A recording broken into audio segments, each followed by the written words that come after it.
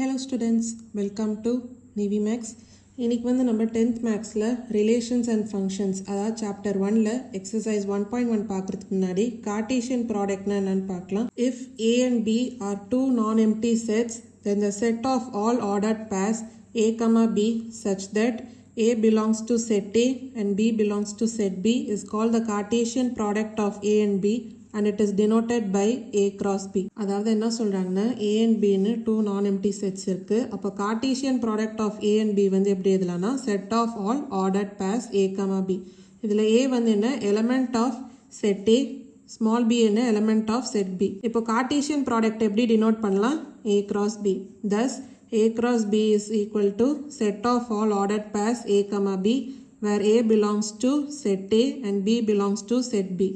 அதாவது small a வந்து element of set A, அதே மாதிரி small b என்ன element of set B.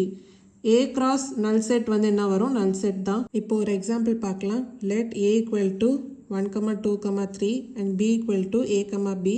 Write A cross B and B cross A. அதாவது A set and B set வந்து கொடுத்துருக்காங்க. A cross B and B cross A வந்து கண்டுபிடிக்கணும். First A cross B வந்து கண்டுபிடிக்கலாம். A set cross B set. இப்போ Cartesian product வந்து நம்ம எப்படி கண்டுபிடிப்போம்? set of ordered pairs. இப்போ set of ordered pairs வந்து எப்படி எழுதும்? first setல இருக்க first element அப்புறம் second setல இருக்க first element first ordered pair எழுதணும். அப்போ 1, A. அடுத்து first setல இருக்க first element second setல இருக்க வேற அடுத்தடுத்த elements கூட நீங்க pair எழுதணும். இப்போ A க்கு அப்புறம் என்ன இருக்கு? B. அப்போ 1, B.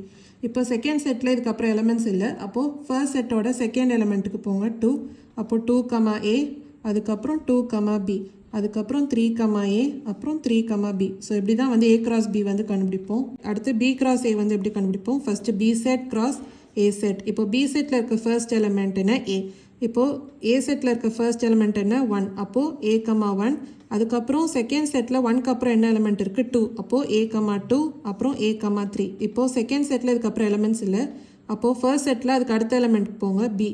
அப்போது B, 1, B, 2, B, 3. ஸோ இப்படி தான் வந்து B cross A வந்து கண்டுபிடிப்போம். A cross B is a set of all possible ordered pairs between the elements of A and B such that the first coordinate is an element of A and the second coordinate is an element of B.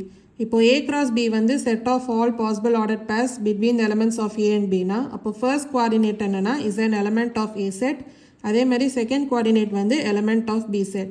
Suppose B cross A is a set of all possible ordered pairs between the elements of A and B அப்படின்னா அப்போ first coordinate என்ன இருக்கும்? element of B set. அதே மாதிரி second coordinate is an element of A set. In general, A, B is not equal to B, A. In particular, if A equal to B, then A, B equal to B, A. இப்போ set of ordered pairsல பார்த்தீங்கன்னா ஜென்ரலாக A, B is not equal to B, A.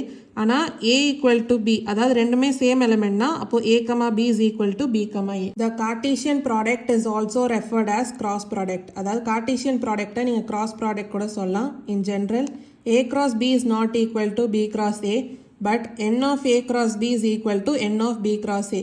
இப்போ நீங்கள் A cross B கண்டுபிடிக்கிறீங்க, அதுக்கப்புறம் B cross A கண்டுபிடிக்கிறீங்க. ஜென்ரலாக அது ஈக்குவலாக இருக்கணும்னு அவசியம் இல்லை.